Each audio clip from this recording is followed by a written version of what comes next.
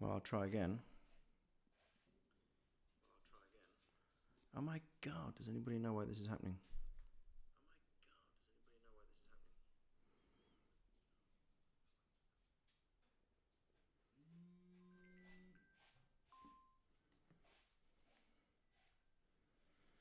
It's all going off tonight, isn't it?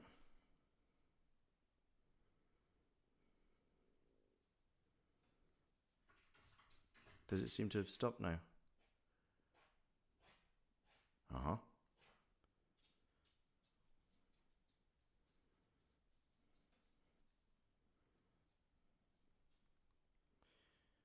Can you still hear me? Okay, perfect.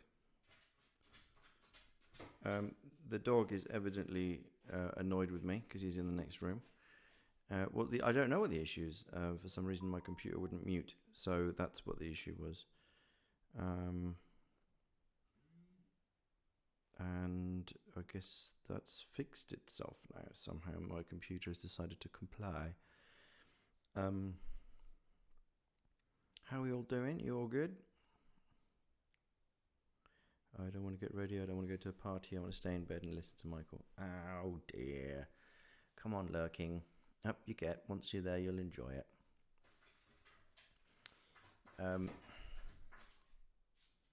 That is an annoyed mango. The bet was lost, but it was rigged against me. No, it wasn't. I just tried it. I mean, I could stop the stream if you want.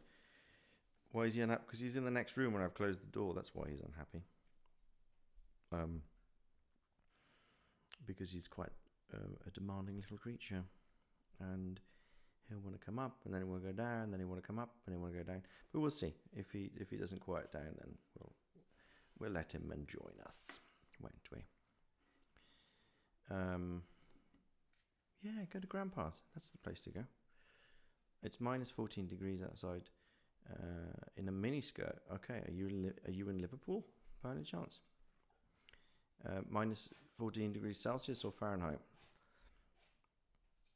Very cat-like behaviour. Hashtag free mango. Okay, you asked for it. We'll see what happens. Anyway, so you'll be streaming later, sweet. Is it Liverpudlian behaviour? Quite general in the UK, people tend not to wear the old coats on a night out. Just why not? Ooh, the Chimes is a goblin story. So that'll be good. I drew mango and you today. Check after the stream. Will do. Today's story is the Chimes. Oh my god. Alright, he's really harumphing. He is not happy. Let me, you guys just chat for a minute. I'm going to sort him out, see what happens, and then we'll get reading. Oh, we have a limited time frame today. What's up, Mango? Hey? What's going on? You're not getting more food. You're not getting more food.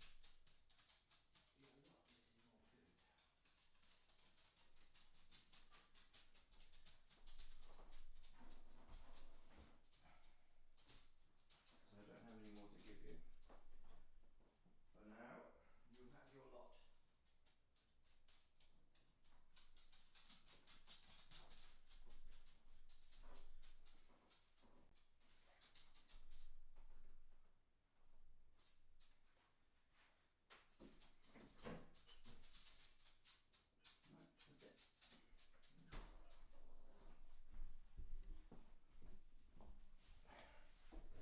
He thinks by pestering he's going to get more food, but that's not going to happen. That's not how it works, little dog. Can we qualify what the degrees are, Fahrenheit or centigrade? Because makes a difference, doesn't it? Finland is in the grips of a cold front. Well, that's not surprising.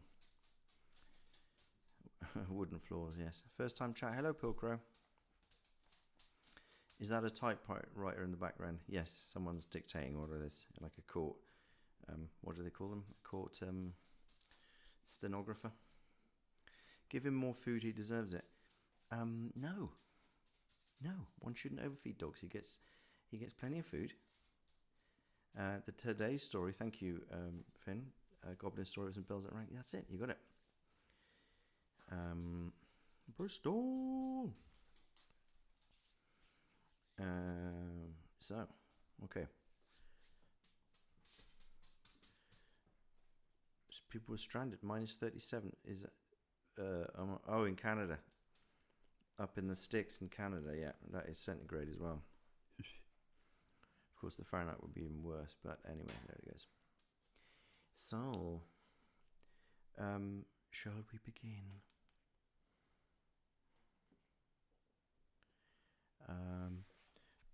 So the way this is going to work is I'm going to do 4 more sessions of reading of Charles Dickens, because I thought, why not? Because they're pretty cute, these other ones as well. I don't know how far we'll get tonight, because the mods have to get off. They've got some plans, so we're going to go till 8 o'clock, and then you see, he's a very. Come on then, up you come. You want to come up? Let's see how long this lasts. There he is, on my lap. I want to go down in a minute. Watch this space. Like a cat, as you say. The Chimes, a goblin story of some bells that rang an old year out and a new one in. Do we want to hear the character list?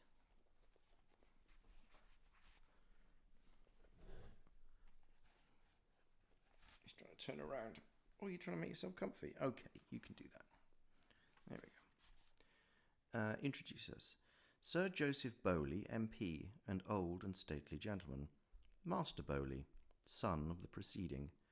Alderman Cute, a man priding himself on his plain, practical, knowing character. Will Fern, a poor and honest man, but has been given a bad name. Mr. Filer, a disconsolate gentleman of middle age. Mr. Fish, confidential secretary to Sir Joseph Bowley. Richard, a handsome young smith. Tugby, porter to Sir James Bowley. Toby Veck, or Trotty, a ticket porter. Lady Bowley, wife of Sir Joseph Bowley.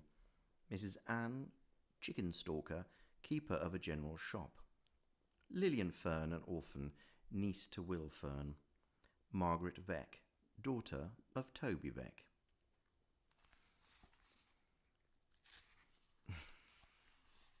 That's her name, Chicken Stalker. Yep, Chicken Stalker. I don't know if that's a hobby or an actual profession. Alright, hang on. Let me grab my beer. I've got to wet my whistle. Now, come on, folks. Oh, sorry for the clinking. And now you're going to ask me which Nealco am I drinking, and it's Lidl's Best Argus.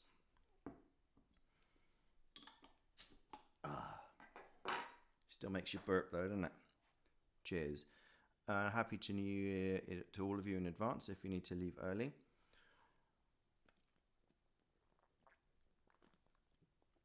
Nothing wrong with Argus. Perfectly palatable. The Chimes. First quarter. There are not many people, and it is as desirable that a storyteller and a story reader should establish a mutual understanding as soon as possible. I beg it to be noticed that I can confine these observations neither to young people nor to little people, but extend it to all conditions of people, little and big, young and old. Yet growing up, or already grown down again, there are not, I say, many people who would care to sleep in a church. I don't mean at sermon time in warm weather, when the thing has actually been done once or twice, but in the night and alone. A great multitude of persons will be violently astonished, I know, by this position in the broad, bold day. But it applies to night. It must be argued by night, and I will undertake to maintain it successfully on any gusty winter's night appointed for the purpose, with any one opponent chosen from the rest, who will meet me singly in an old churchyard, before an old church door, and will previously empower me to lock him in, if needful to his satisfaction, until morning. For the night wind has a dismal trick of wandering round and round a building of that sort, and moaning as it goes, and of trying with its unseen hand the windows and the doors, and seeking out some crevices by which to enter. And when it is got in, as one not finding what it seeks, whatever that may be, it wails and howls to issue forth again, and not content with stalking through the aisles, and gliding round and round the pillars, and tempting the deep organ, soars up to the roof, and strives to rend the rafters, then flings itself despairingly upon the stones below, and passes, muttering, into the vaults. Anon it comes stealthily, and creeps along the walls, seeming to read in whispers the inscription sacred to the dead. At some of these it breaks out shrilly as with laughter, and at others moans and cries as if it were lamenting. It has a ghostly sound too, lingering within the altar, where it seems to chaunt, in its old wild way, of wrong and murder done, and false gods worshipped, in defiance of the tables of the law, which look so fair and smooth, but are so flawed and broken. Heaven preserve us, sitting snugly round the fire. It is an awful voice, that wind at midnight singing in a church. But high up in the steeple, there the foul blasts roar and whistle. High up in the steeple, where it is free to come and go through many an airy arch and loophole, and to twist and twine itself upon the giddy stair, and twirl the groaning weathercock, and make the very tower shake and shiver.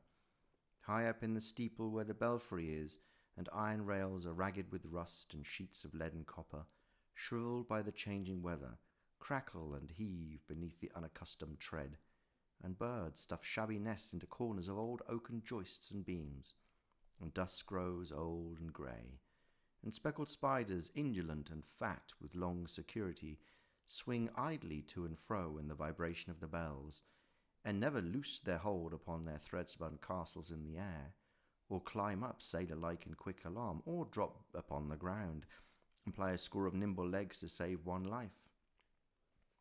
High up in the steeple of an old church, far above the light and the murmur of the towns, and far below the flying clouds that shadow it, is the wild and dreary place at night. And high up in the steeple of an old church dwelt the Chimes I tell of. They were old chimes, trust me.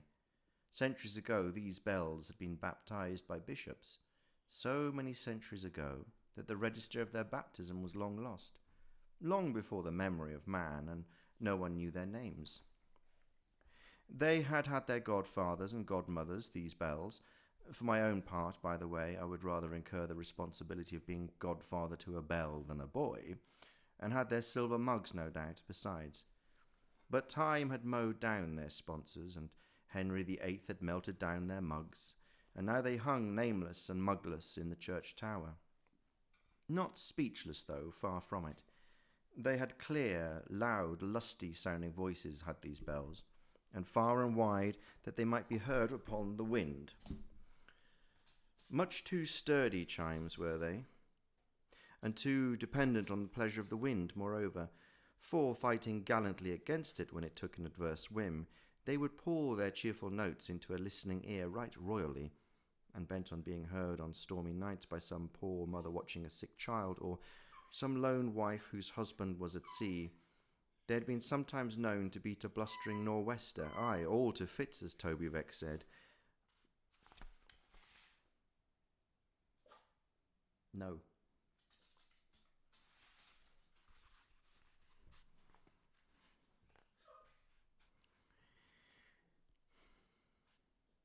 A blustering nor'wester, aye, all to fits, as Toby Veck said, for though they chose to call him Trotty Veck, his name was Toby, and nobody could make it anything else either except Tobias without a special act of Parliament. He having been as lawfully christened in his day as the bells had been in theirs, though with not quite as much solemnity or public rejoicing.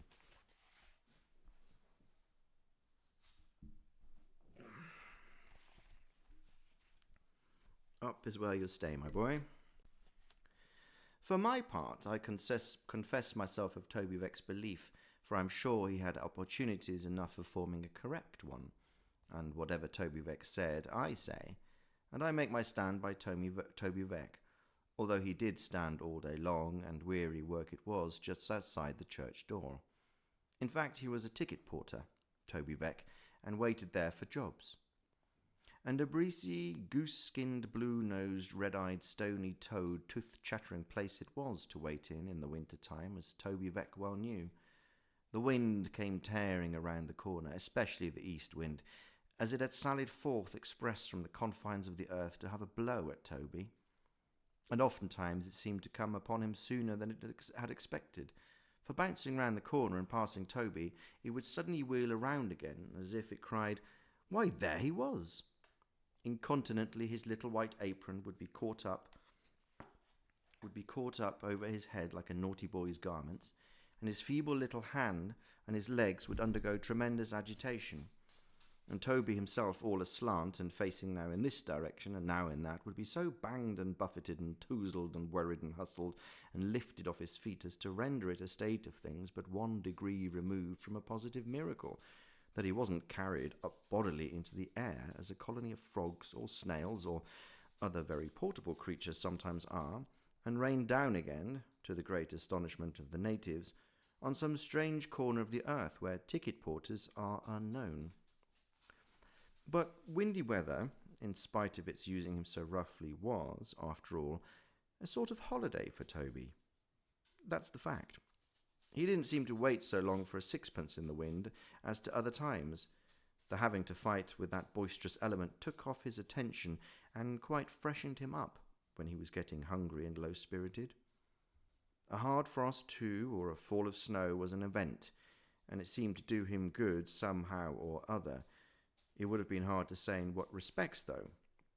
Toby. So wind and frost and snow, and perhaps a good stiff storm of hail, were Toby Veck's red-letter days. Wet weather was the worst. The cold, damp, clammy wet that wrapped him up like a moist greatcoat. The only kind of greatcoat Toby owned, or could have added to his comfort by dispensing with. Wet days, when the rain came slowly, thickly, obstinately down, when the street's throat like his own was choked with mist, when smoking umbrellas passed and repassed, spinning round and round like so many teetotums as they knocked against each other on the crowded footway, throwing off a little whirlpool of uncomfortable sprinklings, when gutters brawled and waterspouts were full and noisy, when the wet from the projecting stones and the ledges of the church fell, drip, drip, drip, on Toby, making the wisp of straw on which he stood mere mud in no time. Those were the days that tried him. Then indeed you might see Toby looking anxiously out from his shelter in an angle of the church wall, such a meagre shelter that in summertime it never cast a shadow thicker than a good-sized walking stick upon the sunny pavement, with a disconsolate and lengthened face. But coming out a minute afterwards, to warm himself by exercise and trotting up and down some dozen times, he would brighten even then, and go back more brightly to his niche. They called him Trotty from his place, which meant speed, if it didn't make it. He could have walked faster, perhaps, most likely, but rob him of his trot, and Toby would have taken to his bed and died. It bespattered him with mud in dirty weather. It cost him a world of trouble. He could have walked with infinitely greater ease, but that was one reason for his clinging to it so tenaciously. A weak, small, spare old man, he was a very Hercules, this Toby, in his good intentions. He loved to earn his money. He delighted to believe, Toby was very poor and couldn't well afford to part with the delight, that he was worth his salt. With a shilling or an 8-penny message or a small parcel in hand, his courage always high rose higher. As he trotted on, he would call out to past postmen ahead of him to get out of the way, devoutly believing that in the natural course of things he must inevitably overtake and run them down. And he had perfect faith, not often tested, in his being able to carry anything that man could lift.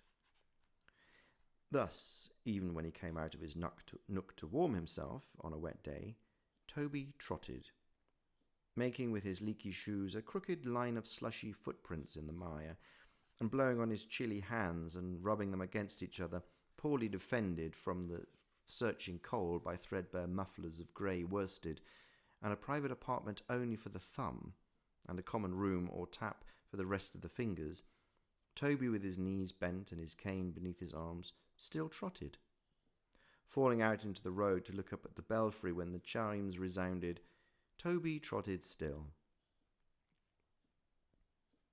He made this last excursion several times a day, for they were company to him, and when he heard their voices he had an interest in glancing at their lodging place, and thinking how they were moved and what hammers beat upon them.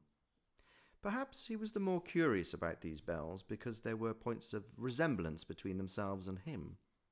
They hung there in all weathers, with the wind and the rain driving in upon them, facing only the outsides of all those houses, never getting any nearer to the blazing fires that gleamed and shone upon the windows or came puffing out of the chimney tops, and incapable of participation in any of the good things that were constantly being handed through the street doors and the area railings to prodigious cooks.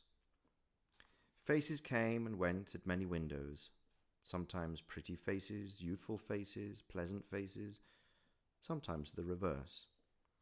But Toby knew no more, though he often speculated on these trifles, standing idle in the streets, whence they came or where they went, or whether, when the lips moved, one kind word was said of him all the year, than did the chimes themselves. Toby was a casuist, that he knew of at least. I don't mean to say that when he began to take to the bells and to knit up his worst rough acquaintance with them into something of a closer and more delicate woof, he passed through these considerations one by one, and held any formal review of great field day in his thoughts. What I mean to say, and do say, is that as to the functions of Toby's body, his digestive organs, for example, did of their own cunning, and by a great many operations of which he was altogether ignorant, and the knowledge of which would have astonished him very much, arrive at a certain end, so his mental faculties, without his privity or concurrence, set all these wheels and springs in motion, with 1,000 others, when they worked to bring about his liking for the bells. And though I said his love, and I would not have recalled the word, though it would scarcely have expressed his complicated feeling, for being but a simple man, he invested them with a strange and solemn character. They were so mysterious, often heard and never seen, so high up, so far off, so full of such a deep, strong melody, that he regarded them with a species of awe. And sometimes when he looked up at the dark arched windows in the tower, he half expected to be beckoned to by something which was not a bell, and yet was what he had heard so often sounding in the chimes.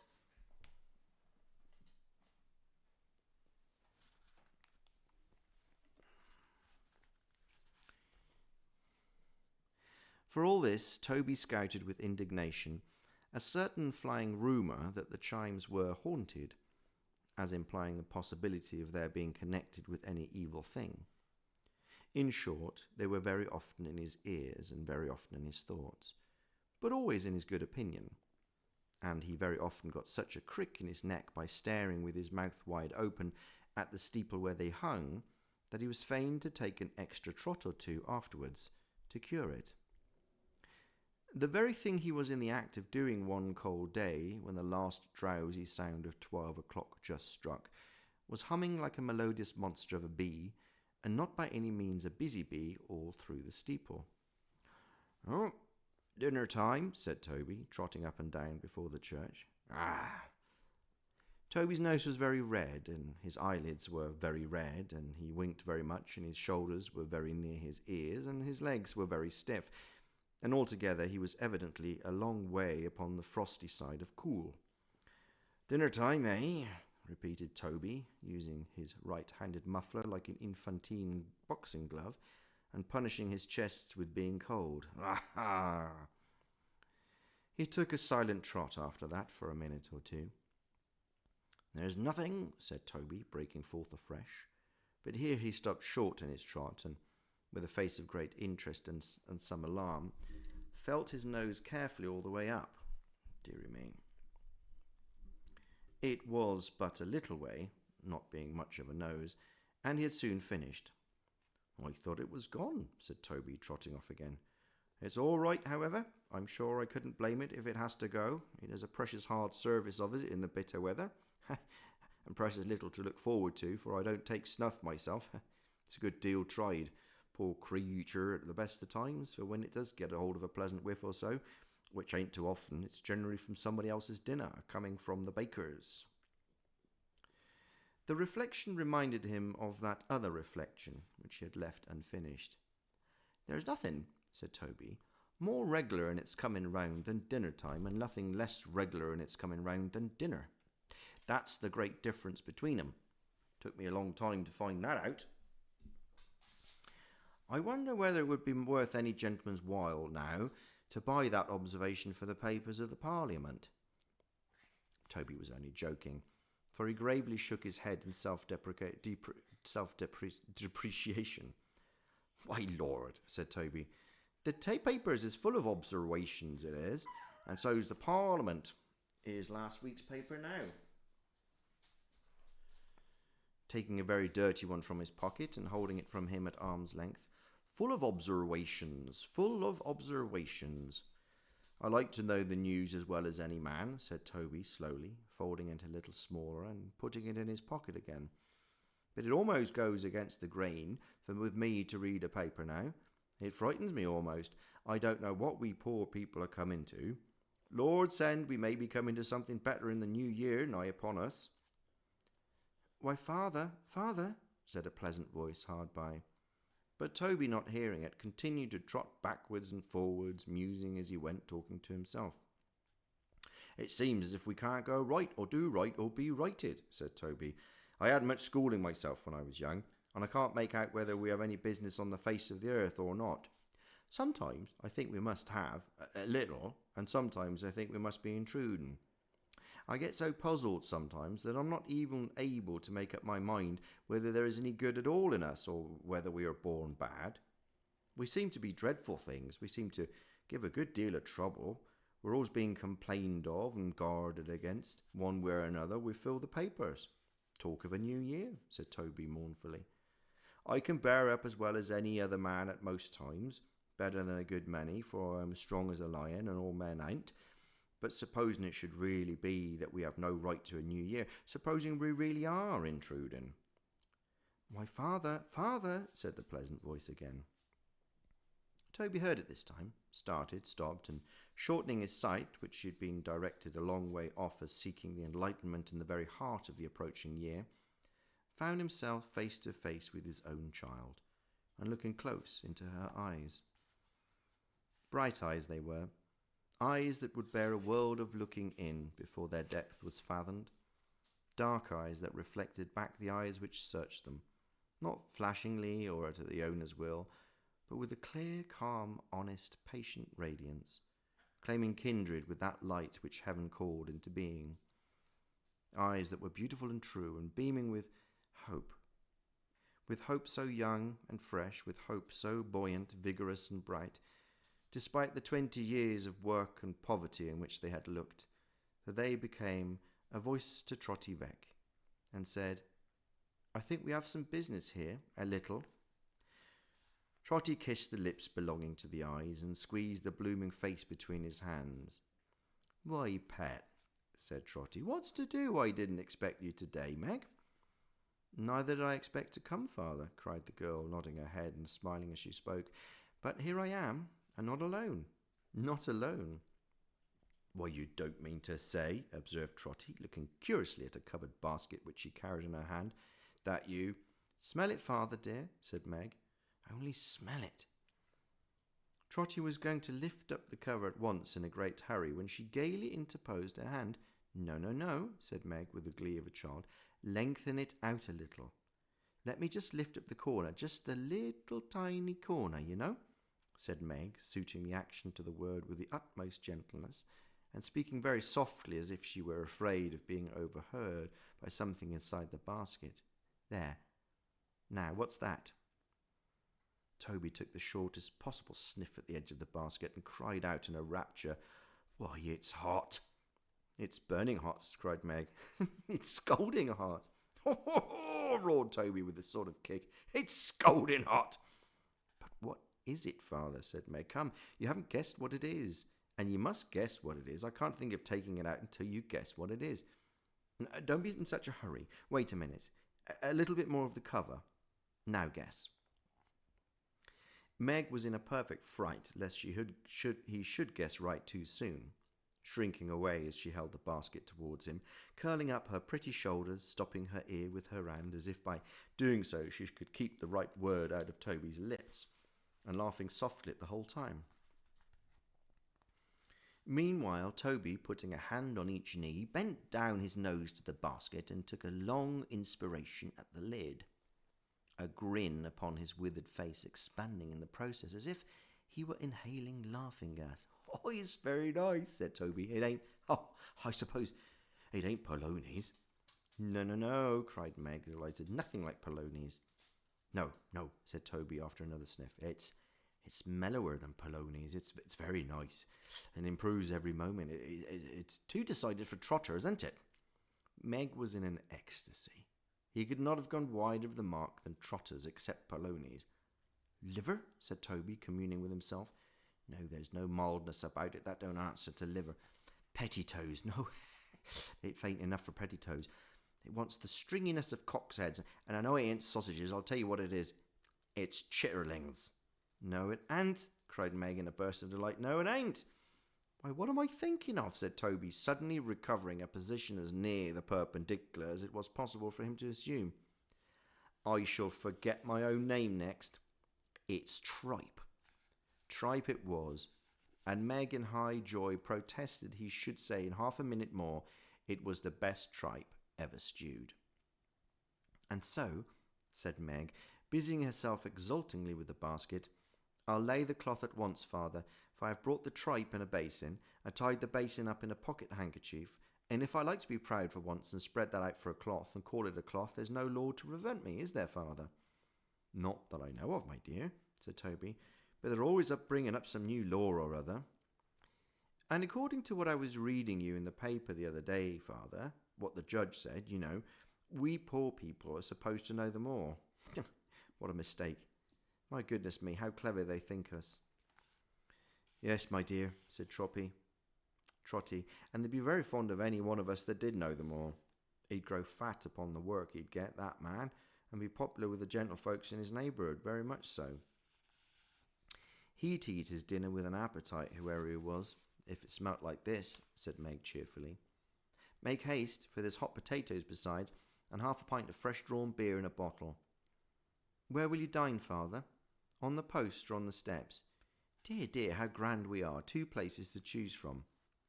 The steps today, my pet, said Trotty. Steps in dry weather, post in wet. There's a great conveniency in the steps at all times because of the sitting down, but they're rheumatic in the damp. Then here, said Meg, clasping her hands after a moment's bustle. Here it is all ready, and beautiful it looks. Come, father, come. Since his discovery of the contents of the basket, Trotty had been standing looking at her, and had been speaking too in an abstracted manner, which showed that though she was the object of his thoughts and eyes, to the exclusion even of Tripe, he neither saw nor thought about her as she was at the moment, but had before him some imaginary rough sketch or drama of her future life. Roused now by her cheerful summons, he shook off a melancholy shake of the head, which was just coming upon him, and trotted to her side. As he was stooping to sit down, the chimes rang. Amen, said Trotty, pulling off his hat and looking up towards them. Amen to the bells, father, cried Meg. Well, they broke in like a grace, my dear, said Trotty, taking his seat. They'd say a good one, I'm sure, if they could. Many's a kind thing they say to me. The bells do, father, laughed Meg as she set the basin and a knife and fork before him. Well, seem to me, my pet, said Trotty, falling to with great vigour. And where's the difference? If I hear 'em, what does it matter whether they speak it or not? Why, bless you, my dear, said Toby, pointing at the tower with his fork and becoming more animated under the influence of dinner.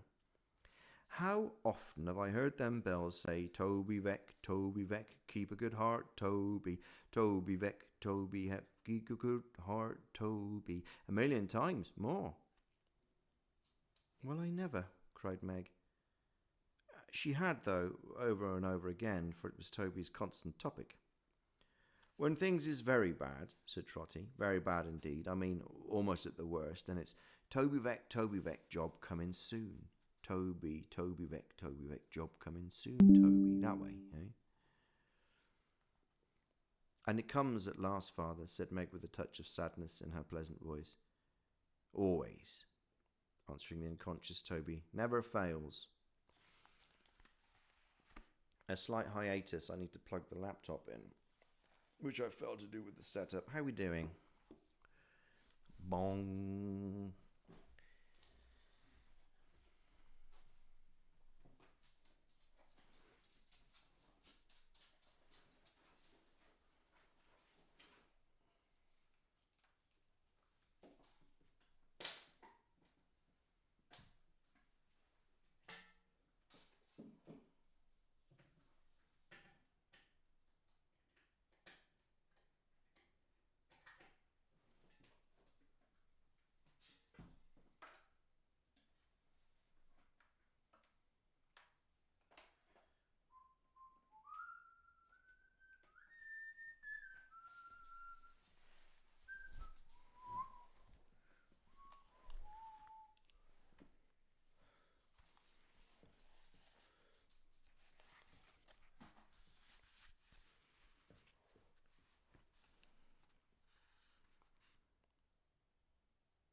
And it comes at last, father, said Meg with a touch of sadness in her pleasant voice. Always, answered the unconscious Toby, never fails.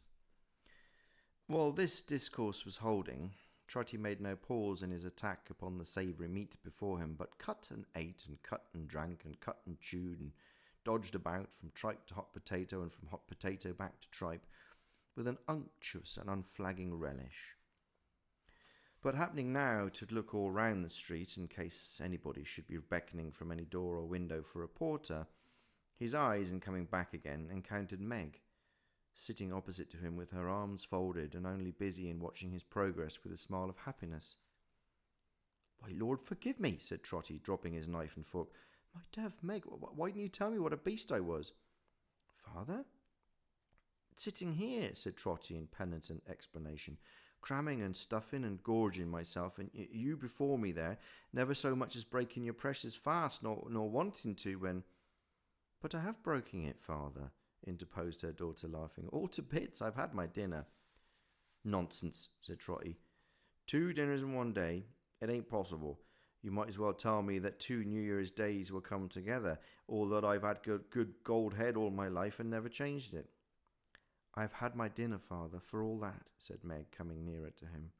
"And if you'll go on with yours, I'll tell you how and where, and how your dinner came to be brought, and something else besides."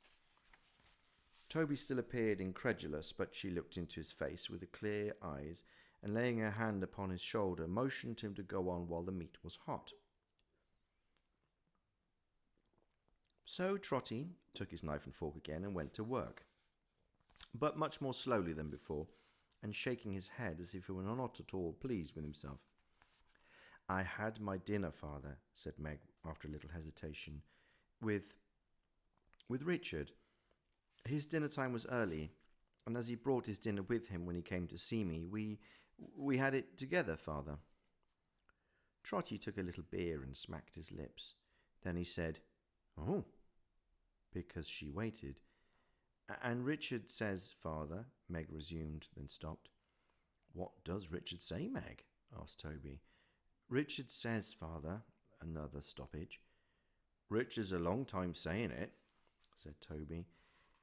"He says then, father," Meg continued, lifting up her eyes at last, speaking in a tremble, but quite plainly, "another year is nearly gone, and where is the use of waiting on from year to year when it is so unlikely we shall ever be better off than we are now? He says we are poor now, father, and we shall be poor then, but we are young now, and years will make us old before we know it. He says that if we wait, people in our condition, Until we see our way quite clearly, the way would be a narrow one indeed, the common way, the grave, father.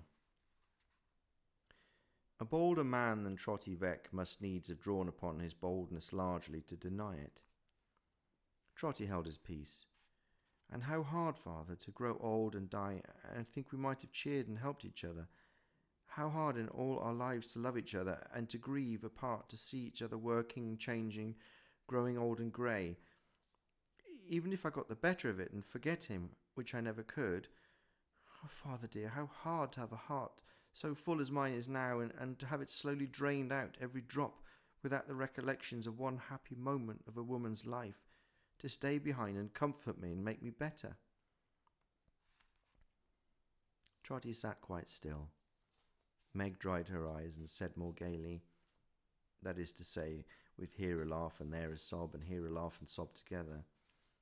Sir Richard says, father, as his work was yesterday made certain for some time to come, and as I love him and have loved him for through 3 years, how long that's if he knew it, will I marry him on New Year's Day, the best and happiest day, he says, in the whole year, and one that is almost sure to bring good fortune with it. It's a short notice, father, isn't it? But I haven't my fortune to be settled or my wedding dresses to be made like the great ladies, father, have I? And he said so much, and said it in his way, so strong and earnest, and all the time so kind and gentle, that I said I'd come and talk to you, father. And as they paid the money for that work of mine this morning, unexpectedly, I'm sure, and as you have fared very poorly for a whole week, and as it couldn't help but wishing there should be something to make this day a sort of holiday to you as well as a dear and happy day to me, father, I made a little treat and brought it to surprise you. And see how it leaves it cooling on the step, says another voice. It was the voice of the same Richard who had come upon them unobserved, and stood before the father and daughter, looking down upon them with a face as glowing as the iron on which his stout sledgehammer daily rung. A handsome, well-made, powerful youngster he was, with eyes that sparkled like the red-hot droppings from a furnace fire, black hair that curled about his swarthy temples rarely, and a smile that bore out Meg's illusion in his style of conversation. See how he leaves it cooling on the step, says Richard. Meg don't know what he likes, not she. Trotty, all action and enthusiasm, immediately reached up his hand to Richard and was going to address him in a great hurry when the house door opened without any warning, and a footman very nearly put his foot into the tripe. Out of the ways here, will you? You must always go and be sitting on our steps, must you? You can't go and give a turn to none of the neighbours, never can you? Will you clear the road, or won't you? Strictly speaking, the last question was irrelevant, as they'd already done it.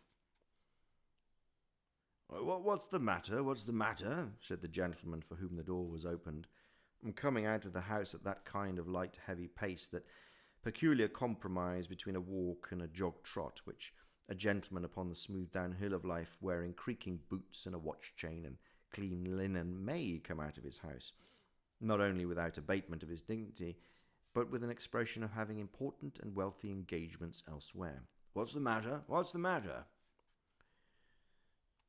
You're always being begged and prayed upon your bended knees, you are, said the footman with a great emphasis to Trotty Veck, to let our doorsteps be. Why don't you let them be, eh? Can't you let them be? There, that'll do, said the gentleman. Hello there, porter, beckoning with his head to Trotty Veck. Come here, what's that? Your dinner? Yes, sir, said Trotty, leaving it behind him in a corner. Well, don't leave it there, exclaimed the gentleman. Bring it here. So, this is your dinner, is it? Yes, sir, repeated Trotty with a fixed eye and a watery mouth at the piece of tripe he had reserved for a last delicious titbit, which the gentleman was now turning over and over with the end of the fork. 2 other gentlemen had come out with him. One was a low-spirited gentleman of middle age, of a meagre habit and a disconsolate face, who kept his hands continually in the pockets of his scanty pepper and salt trousers, very large and dog ears from that custom, and was not particularly well brushed or washed. The other, a full-sized, sleek, well-conditioned gentleman in a blue coat with bright buttons and a white cravat. This gentleman had a very red face, as if an undue proportion of the blood in his body was squeezed up into his head, which perhaps accounted for his having also the appearance of being rather cold about the heart. He, who had Toby's meat upon the fork, called to the first one by the name of Filer, and they both drew nearer together. Mr. Filer, being exceedingly short-sighted, was obliged to go close to the remnant of Toby's dinner before he could make out what it was. That Toby's heart leapt into his mouth, but Mr. Filer didn't eat it. "This is a description of animal food, Alderman," said Filer, making his little paunches with a pencil case, "commonly known to the labouring population of this country by the name of tripe." The alderman laughed and winked, for he was a merry fellow. Alderman Cute. Oh, and a slyly fellow too. A knowing fellow, up to everything, not to be imposed upon. Deep in the people's hearts, he knew them. Cute did. I believe you. "But who eats tripe?" said Mr. Filer, looking round. "Tripe is, without an exception, the least economical and the most wasteful article of consumption that the markets of this country can by possibility produce. The loss upon a pound of tripe has been found to be, in the boiling, 7/8 of a fifth more than the loss upon a pound of any other animal substance whatever. Tripe is more expensive, properly understood, than the hot-house pineapple, taking into account the number of animals slaughtered yearly within the bills of mortality alone, and the forming a low estimate of this quantity of tripe which the carcasses of those animals reasonably well butchered would yield, I find that the waste on that amount of tripe, if boiled, would victual a garrison of 500 men for 5 months of 31 days and a February over. The waste! The waste!" Trotty stood aghast, and his legs shook under him. He seemed to have starved a garrison of 500 men with his own hand. "Who eats tripe?" said Mr. Filer warmly. "Who eats tripe?" Let me take a short. Yeah, mango lift number 5, exactly. Yeah, but he won't, you see. Come here. Come here. Come on, Mango. Come on. He don't wanna.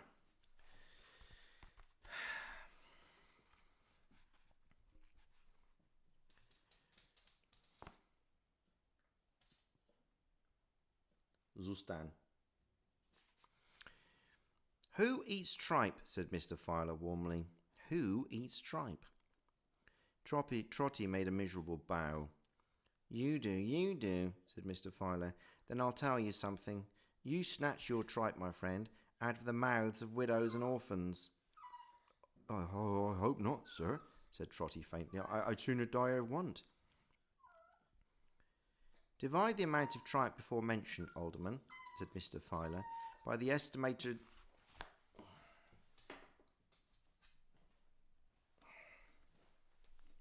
Okay, that's where you're going to stay now.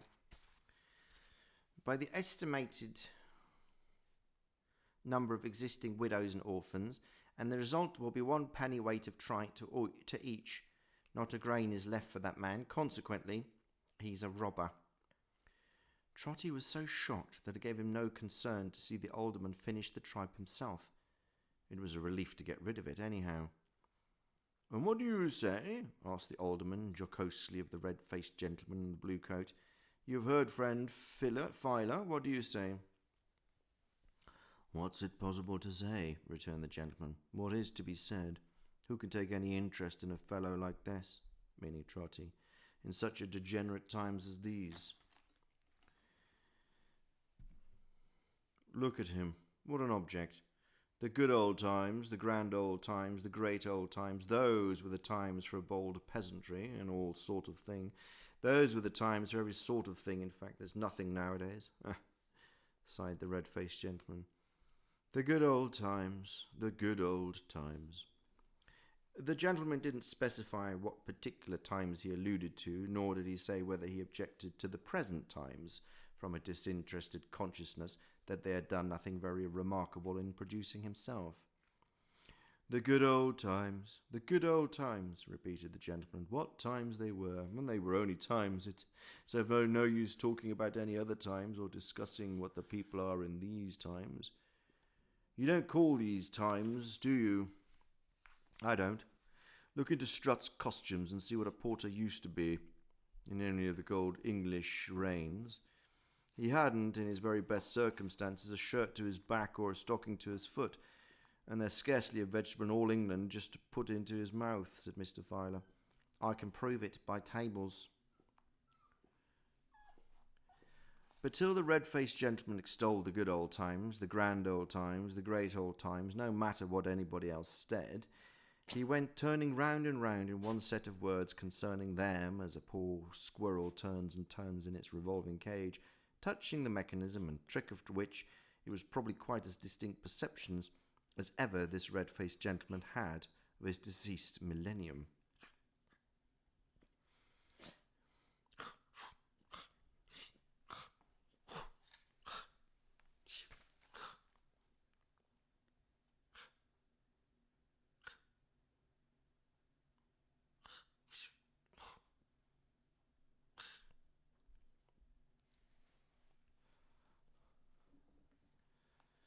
Yep.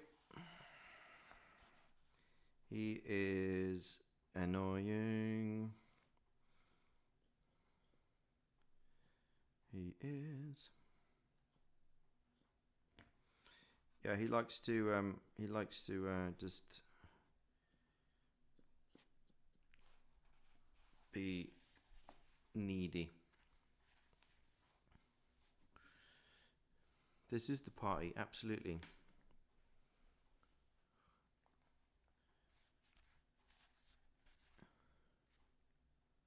What's it to be, Mango? I'll put that. You have a beautiful soft bed there, you know. Yeah, it's right there.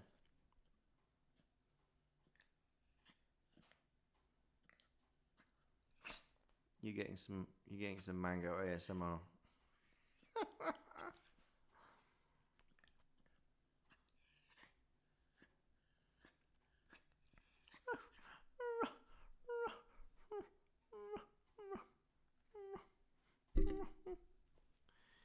All right. Had of his deceased millennium. It is possible that poor Trotty's faith in these very vague old times was not entirely destroyed, for he felt vague enough at that moment. One thing, however, was plain to him in the midst of his distress, to wit, that however these gentlemen might differ in detail, his misgivings that morning, and of many other mornings, were well founded. No, we can't go right or do right, thought Trotty in despair. There is no good in us. We are born bad. But Trotty had a father's heart within him, which had somehow got into his breast in spite of this decree, and he could not bear that Meg, in the blush of her brief joy, should have her fortune read by these wise gentlemen. God help her, thought Trotty. She will know it soon enough.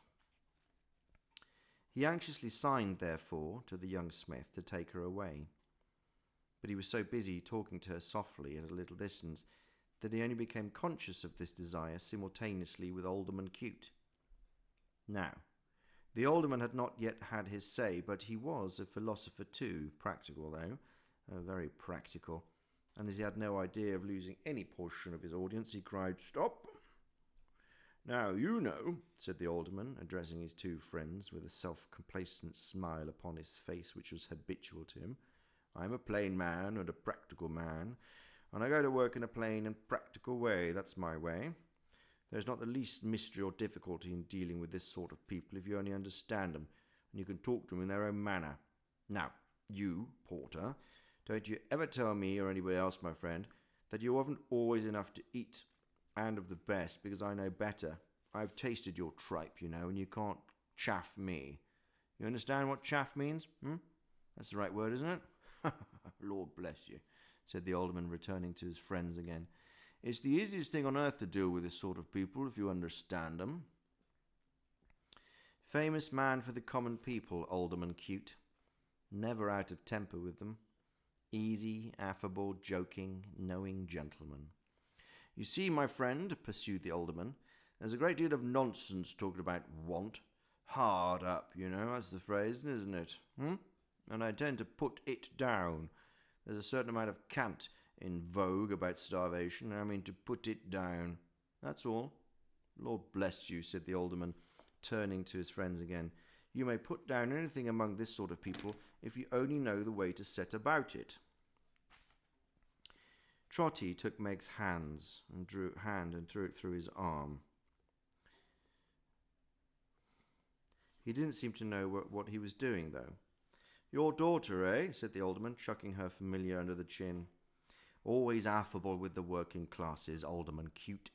Knew what pleased them, not a bit of pride. Where's her mother? Asked the worthy gentleman. Dead, said Toby. Her mother got up linen and was called to heaven before where she was born. Oh.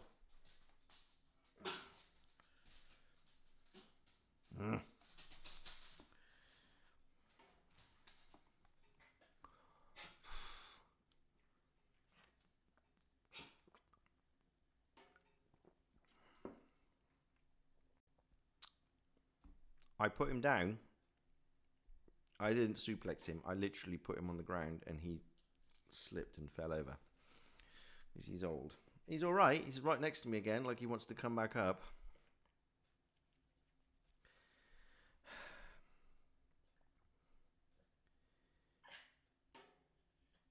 Uh, 11. Not ancient, but old enough. What are we going to do, Mango? You're being quite disruptive, you know. I've got nothing for you, mate. No.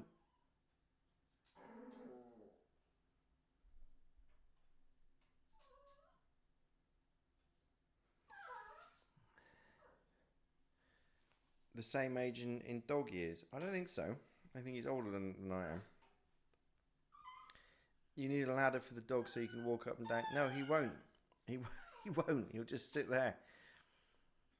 Old guy demands attention. What's new? Yeah. I put him down, barbarian.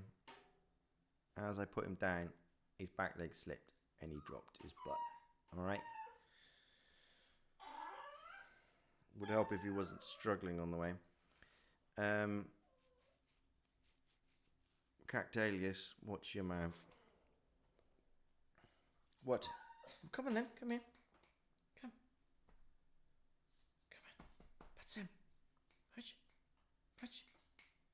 Hutch. Exactly. He's still there, whining, isn't he?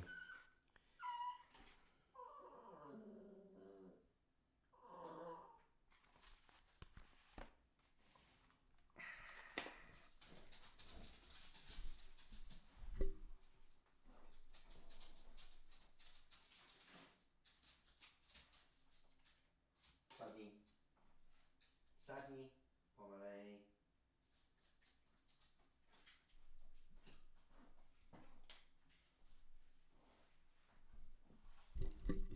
Oops, sorry guys.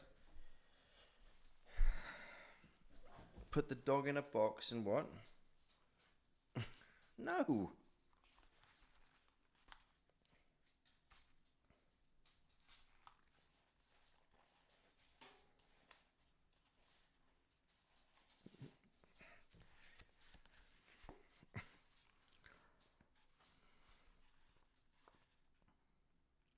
Where's her mother? Asked the worthy gentleman. Dead, said Toby. Her mother got up linen and was called to heaven when she was born. Not to get up linen there, I suppose, remarked the alderman pleasantly.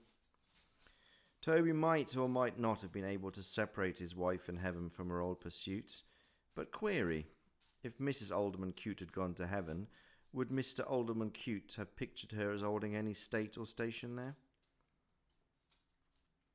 And you're making love to her, are you? Said Cute to the young smith. Yes, returned Richard quickly, for he's nettled by the question.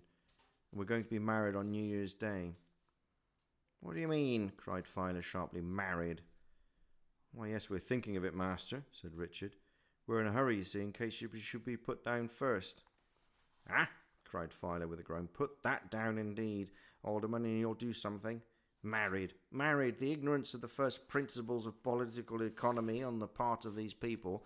Their improvidence, their wickedness is, by heavens, enough to... Now, look at that couple, will you? Well, they were worth looking at. The marriage seemed as reasonable and fair a deed as they need have in contemplation. A man may live to be as old as Methuselah, said Mr. Filer, and may labour all his life for the benefit of such people as those, and may heap up facts on figures, facts on figures, facts on figures, mountains high and dry, and he can no more hope to persuade them that they have no right or business to be married, than he can hope to persuade them that they may have no earthly right or business to be born, and that we know they haven't. We've reduced it to mathematical certainty long ago. Alderman Cute was mightily diverted, and laid his right forefinger on the side of his nose, as much to say to both his friends, "Observe me well, keep your eye on the practical man." He called Meg to him. "Come here, my girl," said the Alderman Cute. Young blood of her lover had been mounting wrathfully within the last few minutes, and he was indisposed to let her come, but... setting a constraint upon himself, he came forward with a stride as Meg approached and stood beside her. Trotty kept her hand within his arm still, but looked from face to face as wildly as a sleeper in a dream. "Now, I'm going to give you a word or two of advice, my good girl," said the alderman in his nice, easy way.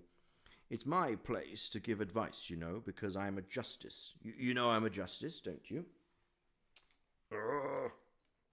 My God.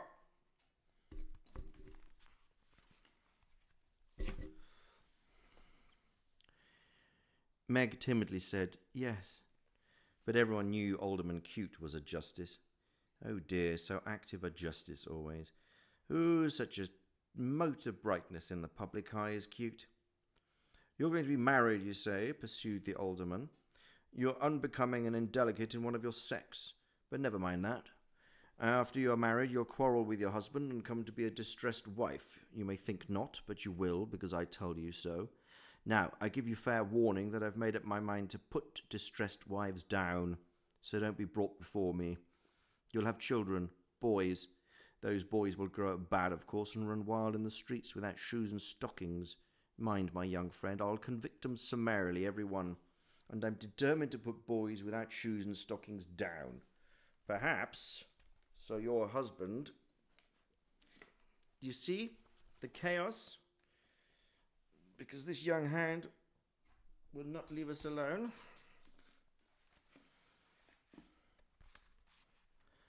These boys will grow up bad, of course, and I'll convict them summarily, every one, for I'm determined to put boys without shoes and stockings down.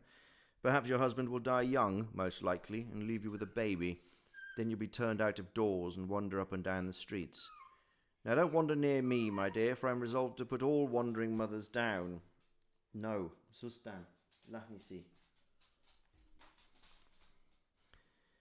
"All young mothers of all sorts and kinds it's my determination to put down. Don't think to plead illness as an excuse with me, or babies as an excuse with me, for all sick persons and young children, I hope you know the church service, but I'm afraid not, I'm determined to put down, and if you attempt desperately and ungratefully and impiously and fraudulently attempt to drown yourself or hang yourself, I'll have no pity for you, for I've made up my mind to put all suicide down. If there is one thing," said the alderman with his self-satisfied smile, "on which I can be said to have made up my mind more than another, it is to put suicide down. So don't try it on. That's the phrase, isn't it? Now we understand each other."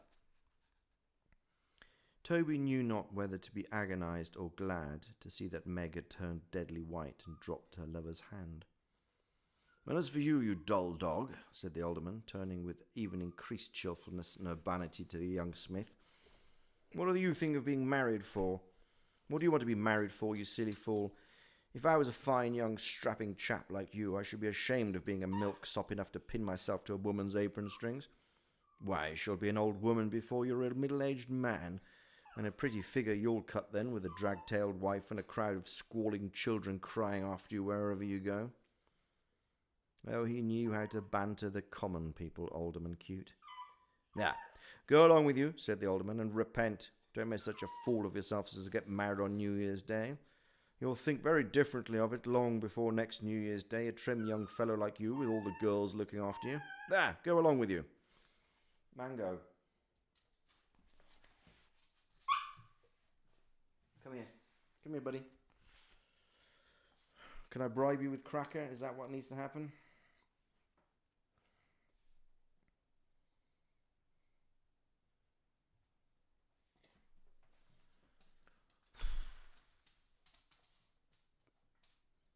He doesn't what? I need a chill meter by the looks of it.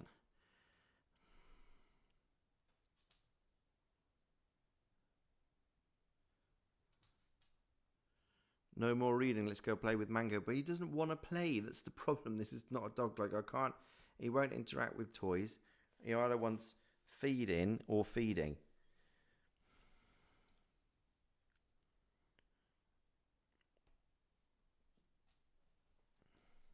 He's had his dinner. He's not getting more.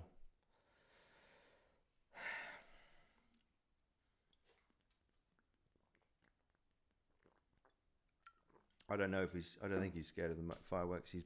He's also partially deaf, so we want feeding too. Feed him telepathically. Oh, you're fed. You're fed now, Mango. All right, Hanky. Anyway, I guess we're not going to get through too much of this session tonight, by the looks of it, because he's just going to keep interrupting, isn't it?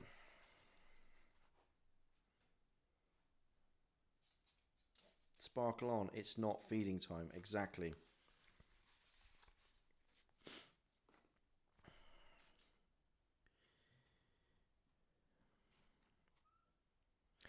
They went along, not arm in arm, or hand in hand, or interchanging bright glances, but she in tears, he gloomy and down looking.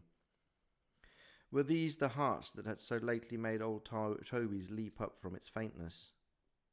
No, no. A blessing on his head. The alderman had put them down. As you happen to be here, said the alderman to Toby, you shall carry a letter for me. Can you be quick? You're an old man. Toby had been looking after Meg, quite stupidly, made shift to murmur out that he was very quick and very strong. How old are you? Inquired the alderman. I'm over 60, sir, said Toby. Oh, this man's a great deal past the average age, you know, cried Mr. Fowler. Oh, this great man's a great deal past the average age, you know, Mr. Fowler, breaking in as if his patience could bear some trying, but this really was carrying a matter a little too far. I feel I'm intruding, sir, said Toby. I misdoubted it this morning. Oh, dear me.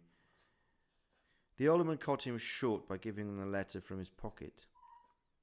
Toby would have got a shilling too, but Mr. Fowler clearly showing that in the case he would rob a certain given number of persons a 9-penny halfpence apiece, he only got a 6-pence, and thought himself very well off to get that. Mango, Zustan.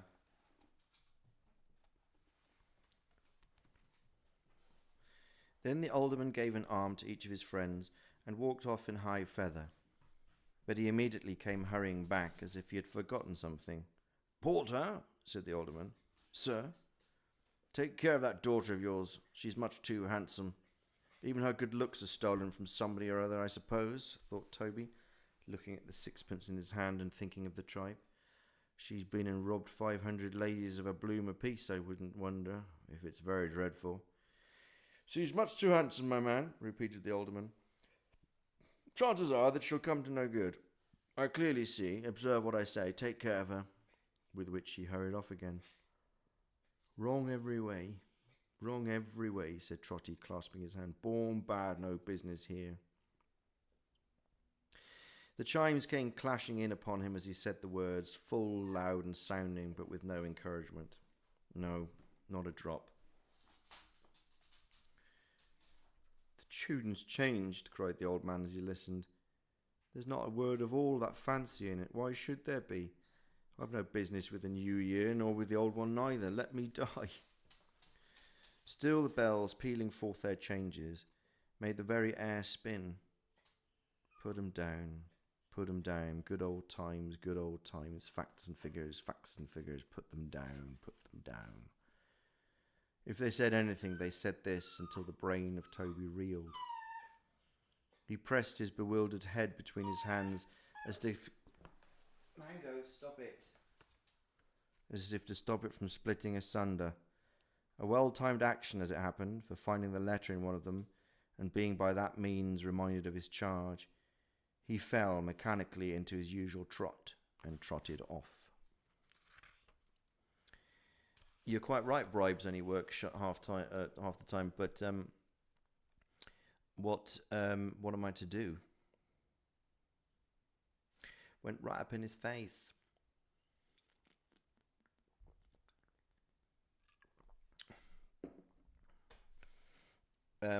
Tell me how exactly, El Cannon. He's been for a walk, he's had his dinner. I've tried to put him on my lap, he wants to go down, he wants to go up, and now I'm bribing him. More bribes. Yeah, but I can't keep up that the whole of the night, can I? Alright guys, I need to take a short lavatory visit, and then we'll try and get in another 25 minutes of reading before this... he's not crying, he's whining, he's begging. That's what it's...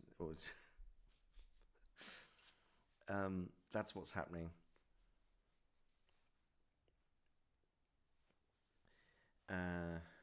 Exactly. I beg your pardon.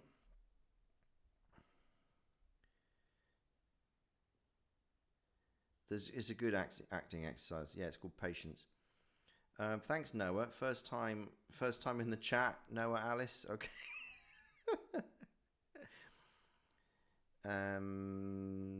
Cats, I don't know. It depends. Yeah, dogs don't like it. Some dogs are cool with it.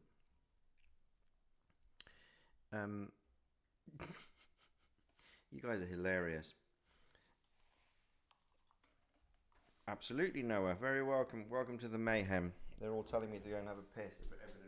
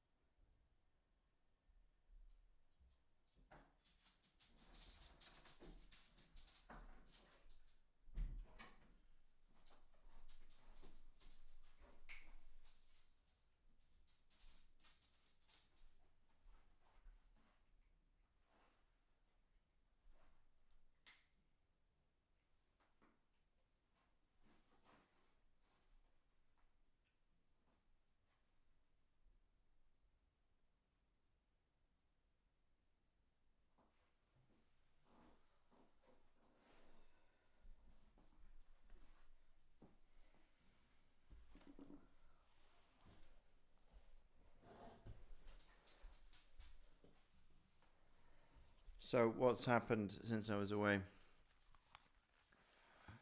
Mango has missed you. Yeah, well, Man go, man stop, man go. Yeah, I don't know. He's a tricky one because the problem he's just not getting the attention. The moment he has all your attention, he just ignore you. So that's what's going on. Y'all stink. Y'all stink of booze and tobacco smoke because y'all be down the bar like some dirty cowboys at the end of a long drive.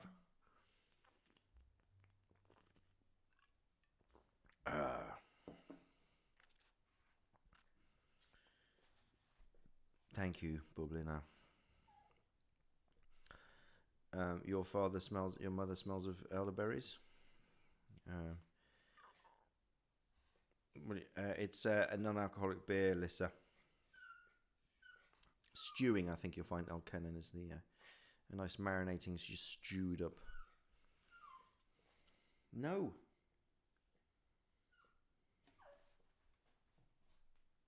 Come here.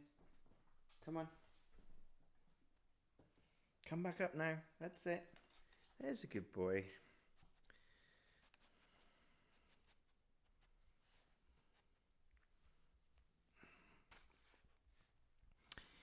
The second quarter. You smell that? They call him the sniffer. Burn it up.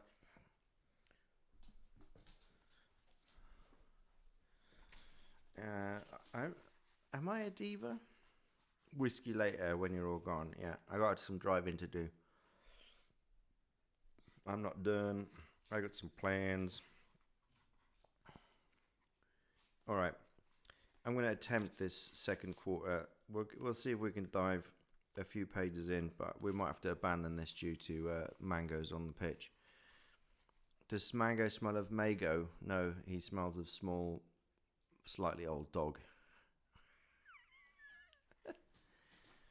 See? Bribery doesn't work. It's nice to see through, Michael, what would happen if I tried to stream with my two clingy cats. Right? Yeah, but cats they just sit, whereas he's just, that's it, he's back now. Yeah, he's a small dog though, so, and he does get washed. Oh, that's what she said.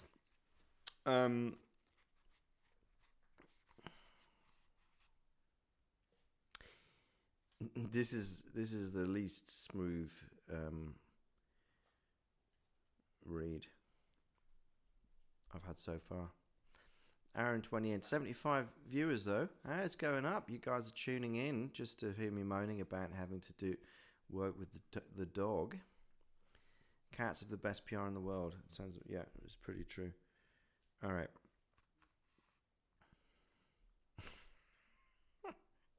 Who cares? We love it. He's displeased because the ballerina isn't dancing tonight. Which ballerina? What are you talking about? It's authentic.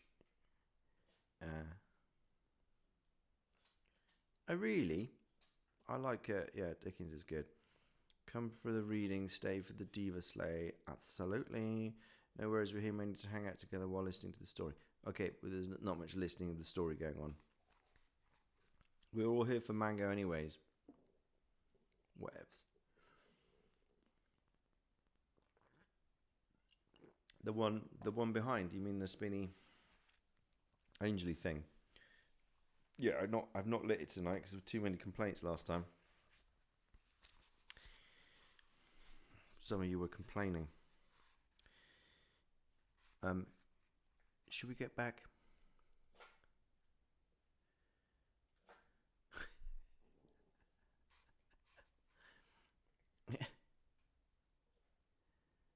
Can't compete with a cute dog, and I can't compete with a whining, complaining, unsettled little mutt as much as he is a cute little thing. Here we go. The second quarter. The letter Toby had received from Alderman Cute was addressed to a great man in the great district of town. The greatest district of the town. It must have been the greatest district in the town because it was commonly called the world by its inhabitants.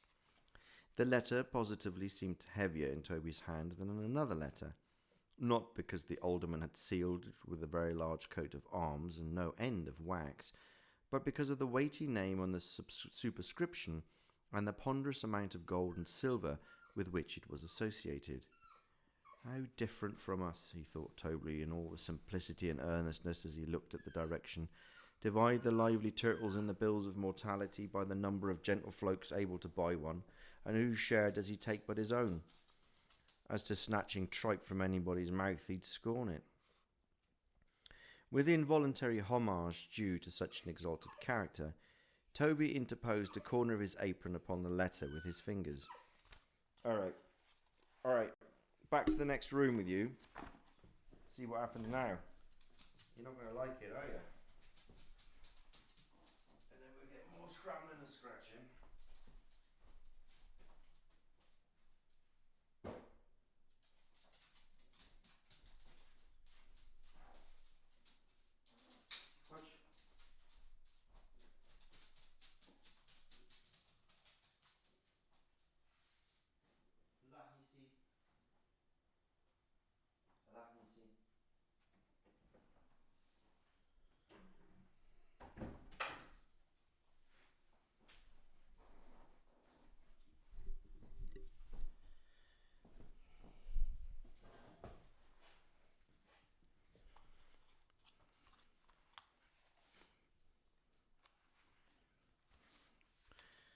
Correct. I did not lock him in jail. I put him in the next room. Mango is now man gone. Goodbye, soldier. Reached too far for treats. That's right. My shoes are in the other room. He'll scratch and be annoying, though.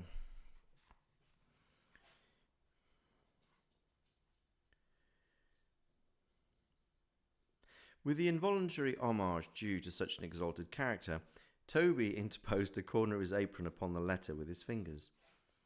His children, said Trotty, with a mist rose before his eyes.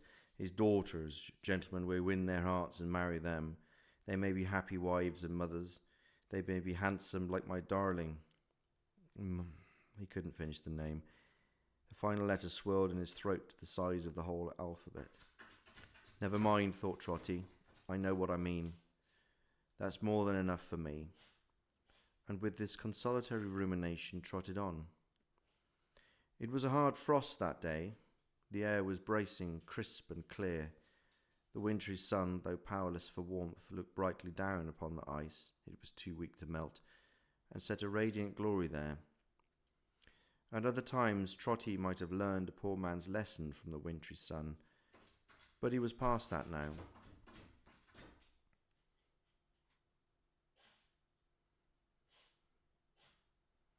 Can you hear that?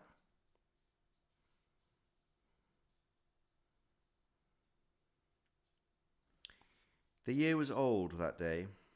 The patient year had lived through the reproaches and misuse of its slanders, and faithfully performed its work.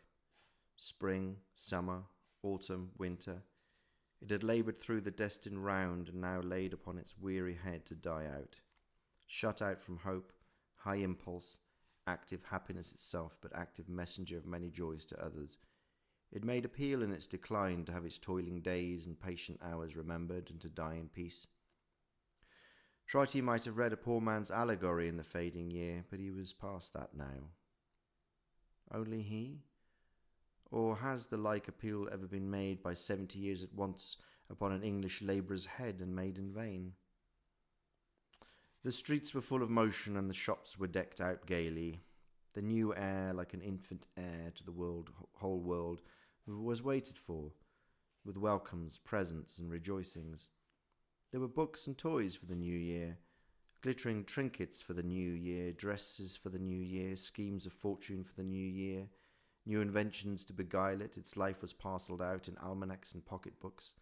The coming of its moons and stars and tides was known beforehand to the moment. All the workings of its reasons and seasons in their days and nights were calculated with as much precision as Mr. Filer could work sums in men and women. The new year, everywhere the new year. The old year was already looked upon as dead, and its effects were selling cheap like some drowned mariners aboard ship. Its patterns were last year's, and going at a sacrifice before its breath was gone. Its treasures were mere dirt beside the riches of its unborn successor. Trotty had no portion to his thinking in the new year or the old. Put 'em down, facts and figures, good old times, put 'em down. His trot went to that measure, and would fit itself to nothing else. But even that one, melancholy as it was, brought him in due time to the end of his journey, to the mansion of Sir Joseph Bowley, Member of Parliament. The door was opened by a porter. Such a porter, not of Toby's order, quite another thing. His place was the ticket, though, not Toby's. This porter underwent some hard panting before he could speak, having breathed himself by coming incautiously out of his chair, without first taking time to think about it and compose his mind. When he had found his voice, which it took for a long time to do, for it was a long way off and hidden under a load of meat, he said in a fat whisper, "Who's this from?" Toby told him. "You're to take it in yourself," said the porter, pointing to the room at the end of the long passage opening from the hall. "Everything goes straight in on this day of the year, and not a bit too soon, for the carriage is at the door now, and they've only come to town for a couple of hours o' purpose." Toby wiped his feet, which were quite dry already, with great care, and took the way pointed out to him, observing as he went that it was awfully grand house, but hushed and covered up as if the family were in the country. Knocking at the room door, he was told to enter from within, and doing so found himself in a spacious library, where, at a table strewn with files and papers, were a stately lady in a bonnet, and a not very stately gentleman in black who wrote from her dictation, while another, and an older and a much stately gentleman, whose hat and cane were on the table, walked up and down with one hand in his breast, and looked complacently from time to time at his own picture, a very full length, hanging over the fireplace. "What is this?" said the last gentleman. "Mr. Fish, will you have the goodness to attend?" Mr. Fish begged pardon, and taking the letter from Toby, handed it with great respect. "From Alderman Cute, Sir Joseph." "Is this all? Have you nothing else, porter?" inquired Sir Joseph. Toby replied in the negative. "You have no bill or demand upon me. Name is Bowley, Sir Joseph Bowley. Of any kind from anybody, have you?" said Sir Joseph. "If you have, present it. There is a cheque-book by the side of Mr. Fish. I will allow nothing to be carried into the new year. Every description of account is settled in this house at the close of the old one, so that if the death was to cut," suggested Mr. Fish. "To sever, sir," returned Sir Joseph with great asperity. "The court of existence, my affairs will be found, I hope, in a state of preparation." "My dear Sir Joseph," said the lady, who was greatly younger than the gentleman, "how shocking!" "My Lady Bowley," returned Sir Joseph, floundering now and then, as in the great depth of his observations, "at this season of the year we should think of ourselves. We should look into our accounts. We should feel that every return of so eventful a period in human transactions involves a matter of deep moment between a man and his banker." Sir Joseph delivered these words as if he felt the full morality of what he was saying, and desired that even Trotty should have an opportunity of being improved by such a discourse. Possibly he had this end before him, still forbearing to break the seal of the letter, and in telling Trotty to wait where he was a minute. "You were desiring Mr. Fish to say to my lady," observed Sir Joseph. "Mr. Fish had said that I believe," returned his lady, glancing at the letter. "But upon my word, Sir Joseph, I don't think I can let it go after all. It is so very dear." "What is dear?" inquired Sir Joseph. "That charity, my love. They only allowed 2 votes for a subscription of £5. Really monstrous." "My Lady Bowley," returned Sir Joseph, "you surprise me. Is the luxury of feeling in proportion to the number of votes, or is it, to a rightly constituted mind, in proportion to the number of applicants and the wholesome state of mind to which their canvassing reduces them? Is there no excitement of the purest kind in having 2 votes to dispose to among 50 people?" "Not to me, I acknowledge," replied the lady. "It bores one. Besides, one can't oblige one's acquaintances. But you are the poor man's friend, you know, Sir Joseph. You think otherwise." "I am the poor man's friend," observed Sir Joseph, glancing at the poor man present. "As such I may be taunted, as such I have been taunted, but I ask no other title."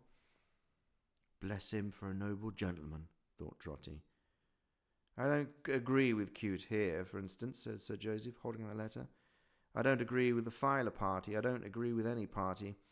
My friend, the poor man, has no business with anything of that sort, and nothing of that sort has any business with him. My friend, the poor man, in my district, is my business. No man or body of men has any right to interfere between my friend and me. That is the ground I take. I assume a paternal character towards my friend. I say, my good fellow, I will treat you paternally." Toby listened with a great gravity and began to feel more comfortable. "Your only business, my good fellow," pursued Sir Joseph, looking abstractedly at Toby, "your only business in life is with me. You needn't trouble yourself to think about anything. I will think for you. I know what is good for you. I am your perpetual parent. Such is the dispensation of an all-wise Providence. Now, the design of your creation is, not that you should swill and guzzle and associate your enjoyments brutally with food," Toby thought remorsefully of his tripe, "but that you should feel the dignity of labour, go forth into the cheerful morning of air, and stop there. Live hard and temperately, be respectful, exercise your self-denial, bring up your family on next to nothing, pay your rent as regularly as the clock strikes, and be punctual in your dealings. I set you a good example. You will find Mr. Fish my confidential secretary with a cash box before him at all times, and you would trust me to be your friend and father." "Nice children indeed, Sir Joseph," said the lady with a shudder. "Rheumatisms and fevers and crooked legs and asthmas, all kinds of horrors." "My lady," returned Sir Joseph with solemnity, "not the less am I the poor man's friend and father. Not the less shall he receive encouragement at my hands. Every quarter he will be put in communication with Mr. Fish. Every New Year's Day myself and friends will drink his health. Once every year myself and friends will address him with the deepest feeling. Once in his life he may even perhaps receive, in public, in the presence of the gentry, a trifle from a friend. And when, upheld no more by these stimulants and the dignity of labour, he sinks into his comfortable grave, then, my lady," here Sir Joseph blew his nose, "I will be a friend and father on the same terms to his children." Toby was greatly moved. "Oh, you have a thankful family, Sir Joseph," cried his wife. "My lady," said Sir Joseph quite majestically, "ingratitude is known to be the sin of that class. I expect no other return." "Ah, born bad," thought Toby. "Nothing melts us." "What man can do, I do," pursued Sir Joseph. "I do my duty as the poor man's friend and father, and I shall endeavour to educate his mind by inculcating on all occasions the one great moral lesson which that class requires. That is entire dependence on myself. They have no business whatever with themselves. If wicked and designing persons tell them otherwise, and they become impatient and discontented, and they are guilty of insubordinate conduct and black-hearted ingratitude, which is undoubtedly the case, I am their friend and father still. It is so ordained. It is the nature of things." With that great sentiment he opened the alderman's letter and read it. "Very polite and attentive, I am sure," exclaimed Sir Joseph. "My lady, the alderman is so obliging as to remind me that he has had the distinguished honour, he is very good, of meeting me at the house of our mutual friend Deedles, the banker, and he does me the favour to inquire whether it will be agreeable to me to have Will Fern put down." "Most agreeable," replied Lady Bowley, "the worst man among them. He's been committing a robbery, I hope." "Oh, why, no," said Sir Joseph, referring to the letter. "Not quite. Very near, not quite. He came up to London, it seems, to look for employment, trying to better himself, that's his story, and being found at night asleep in a shed, was taken into custody and carried next morning before the alderman. The alderman observes, very properly, that he is determined to put this sort of thing down, and that if that will be agreeable to me to have Will Fern put down, and he will be happy to begin with him." "Let him be made an example of by all means," returned the lady. "Last winter, when I introduced pinking and eyelet holing among the men and boys in the village as a nice evening employment, and had the lines, 'Oh, let us love our occupations, bless the squire and his relations, live upon our daily rations and always know your proper stations,' set to music on the new system for them to sing the while, this very Fern, I see him now, touched that hat of his and said, 'I humbly ask your pardon, my lady, but ain't I something different from a great girl?'" Well, folks, we're almost at 8 o'clock.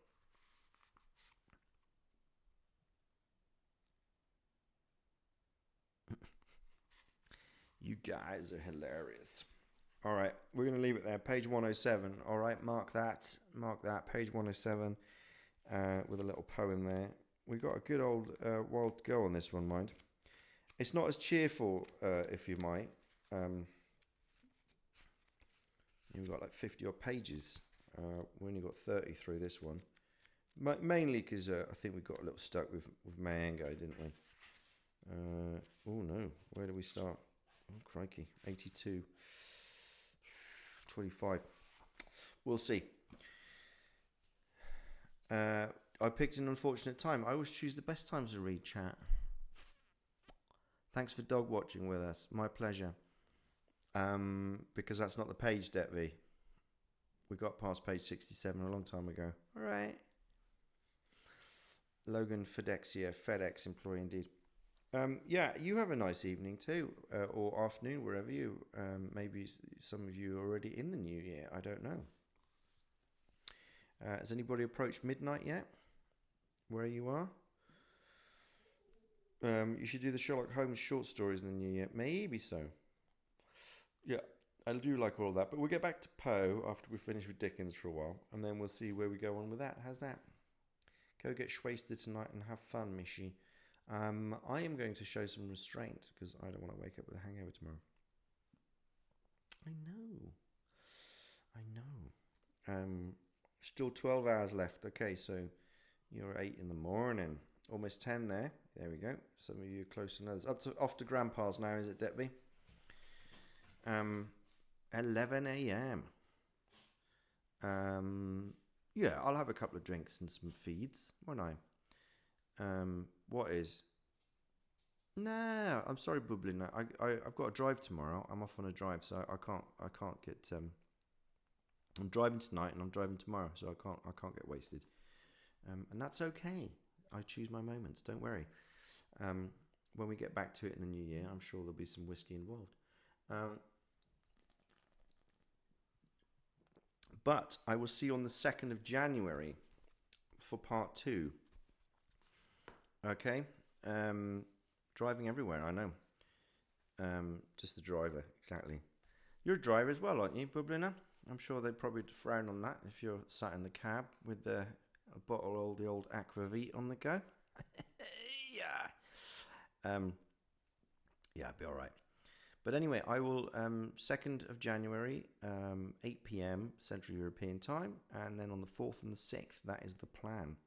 And we're going to bang through this, and then we'll be back on schedule Thursdays, alternating Thursdays probably, but we'll see. I'm try and get more out. Thank you, Finn, for Humankind for modding tonight. Yes, exactly. Thank you so much for helping out. I really appreciate it, and thank you guys. It's so I'm really into this. I'm so happy to be finishing 2025 on a high. It's been a really awesome year, and I can only again thank you all for Yes, 777 followers, right? I took a screenshot of that. I think it's 778 now, unless somebody backed out again. I don't know. But I like that. I thought it was quite auspicious number before we started tonight. 770 followers. Yeah. Thank you, Bublina. I enjoy it too. 779. There we go. Let's get there. I'm so happy for all of you for joining. Okay. See you soon. I'm gonna click out now. Here we go. Thumbs up for this one. Woo.